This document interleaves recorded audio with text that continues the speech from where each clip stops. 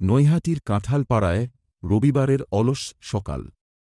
আমরা সাহিত্য সম্রাট বঙ্কিমচন্দ্র চট্টোপাধ্যায়ের বাড়ি দেখতে এসেছি। বর্তমানে বাড়িটি বঙ্কিম ভবন গবেষণা কেন্দ্রে রূপান্তরিত করা হয়েছে। বাড়ির পূব দিকে প্রবেশ পথ, যেটা এখন বন্ধ থাকে। মূল ফটকের ঠিক উল্টো দিকে চট্টোপাধ্যায় পরিবারের গৃহদেবতা শ্রী শ্রী বিজয়রাধা বল্লভজিউয়ের মন্দির। বাড়ির দক্ষিণ দিকে পারিবারিক শিব মন্দির এবং সংলগ্ন আউট হাউস। 1866 সালে বঙ্কিমচন্দ্র মূল বাড়ি ছেড়ে এখানে চলে আসেন। আউট হাউসের মধ্যেই ওনার লেখার ঘর। এখানেই 1873 সালে ওনার দাদা সঞ্জীবচন্দ্র চট্টোপাধ্যায় বঙ্গদর্শন যন্ত্রালয় নামে ছাপাখানা স্থাপন করেন। এই বাড়ি থেকেই বঙ্গদর্শন পত্রিকা প্রকাশ হতো। মৃণালিনী, বিষবৃক্ষ, কৃষ্ণকান্তের উইল, আনন্দমঠ এবং দেবী চৌধুরানী এখান থেকেই প্রকাশিত হয়।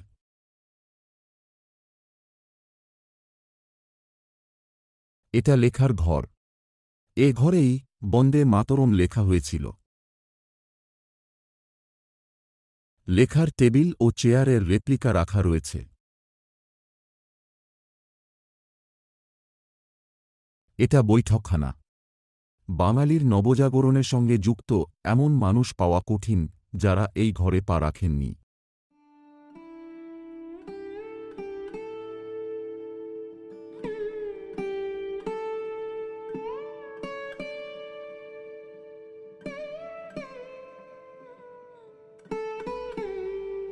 লেখকের পৈতৃক বাড়িতে প্রবেশ করার পর প্রথমেই চোখে পড়ে অতি দৃষ্টিনন্দন এই কুটিরটি। 1999 সালে পশ্চিমবঙ্গ সরকারের উচ্চশিক্ষা দপ্তর রক্ষণাবেক্ষণের কাজ শুরু করার পর এই জায়গায় পরিবারের সূতিকাগৃহের ভিত্তি পাওয়া যায়। এই সূতিকাগৃহে বঙ্কিমচন্দ্র ভূমিষ্ঠ হন। বঙ্কিমচন্দ্র এবং তার বড় ভাই দুজনেই হুগলি কলেজিয়েট স্কুলে পড়েন। তিনি হুগলি মহসিন কলেজ এবং পরে কলকাতার প্রেসিডেন্সি কলেজ থেকে 1859 সালে চারুকলায় স্নাতক ডিগ্রি লাভ করেন। এই প্রতিকৃতিটি বঙ্কিমচন্দ্রের পিতা রায়বাহাদুর যাদবচন্দ্র চট্টোপাধ্যায়ের।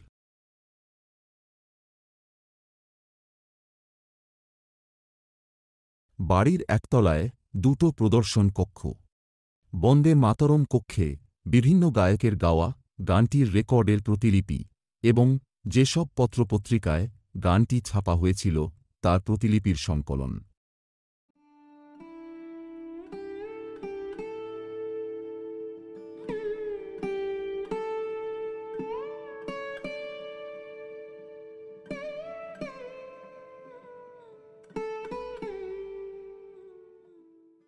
বন্দে মাতরম কক্ষের পাশে হরপ্রসাদ শাস্ত্রী ও সমরেশ বসু প্রদর্শক কক্ষ।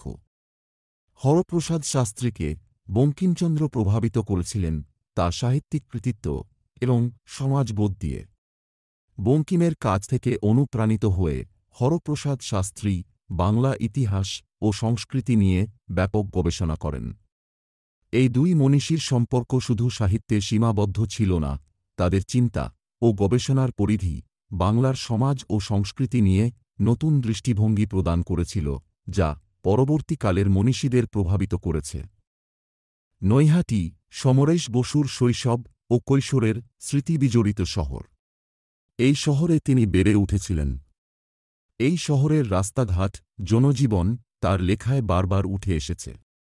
নৈহাটির শ্রমজীবী মানুষদের জীবন সংগ্রাম, তাদের আনন্দ বেদনা এবং সমাজের নানা দিক তার লেখার মূল উপজীব্য হয়ে উঠেছিল। দোতলায় পূব দক্ষিণ কোণের ঘরটা লেখকের শয়নকক্ষ।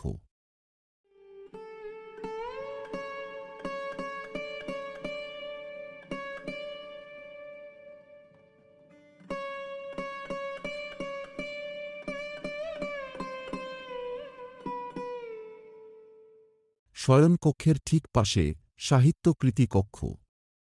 বঙ্কিমচন্দ্রের লেখনী শুধুমাত্র সাহিত্য জগতে নয়, চিত্রকলা ও ভাস্কর্যের ক্ষেত্রেও অনুপ্রেরণা জুগিয়েছে। তাঁর সৃষ্ট চরিত্র এবং কাহিনীগুলি বহু শিল্পীর তুলিতে ও ভাস্কর্যে জীবন্ত হয়ে উঠেছে। দেশপ্রেম, ধর্ম, সমাজ এবং মানুষের আবেগের বহিঃপ্রকাশ এইসব শিল্পকর্মে সুস্পষ্ট।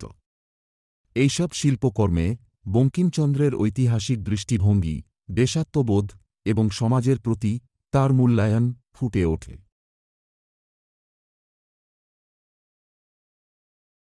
শয়নকক্ষের পশ্চিম দিকে লেখকের পরিবার ও পরিজন বিষয়ক গ্যালারি।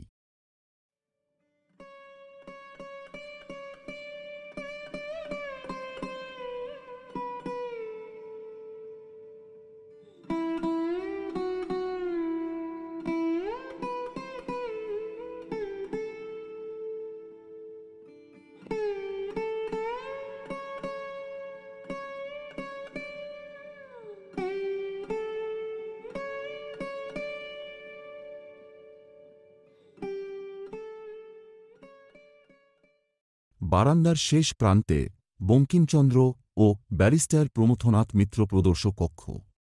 প্রমথনাথ মিত্র ছিলেন একজন বিশিষ্ট ব্যারিস্টার এবং ভারতীয় স্বাধীনতা আন্দোলনের অন্যতম পথিকৃৎ। তিনি ১৯০২ সালে অনুশীলন সমিতি প্রতিষ্ঠা করেন, যা ব্রিটিশ শাসনের বিরুদ্ধে সশস্ত্র বিদ্রোহের পরিকল্পনা করেছিল। বঙ্গীয় জাতীয়তাবাদের আদর্শ ও রাজনৈতিক আন্দোলনের প্রেক্ষিতে প্রমথনাথ মিত্র এবং বঙ্কিমচন্দ্র চট্টোপাধ্যায়ের মধ্যে একটি প্রভাবশালী সম্পর্ক ছিল। বঙ্কিমচন্দ্রের সাহিত্য ও দেশপ্রেমিক লেখাগুলি, বিশেষ করে আনন্দমঠ উপন্যাস, প্রমথনাথ মিত্রের মতো তরুণ স্বাধীনতা সংগ্রামীদের মধ্যে জাতীয়তাবোধ জাগিয়ে তুলেছিল।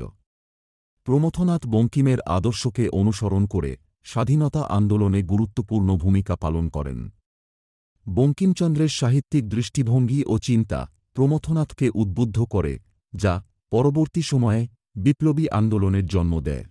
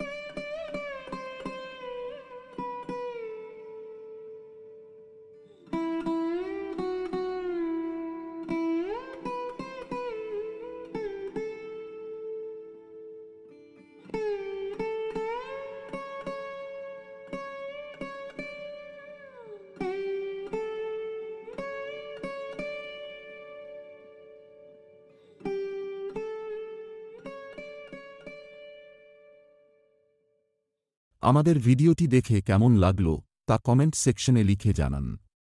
যদি আপনাদের ভালো লেগে থাকে তাহলে অবশ্যই ভিডিওটি লাইক করুন এবং চ্যানেলটি সাবস্ক্রাইব করতে ভুলবেন না।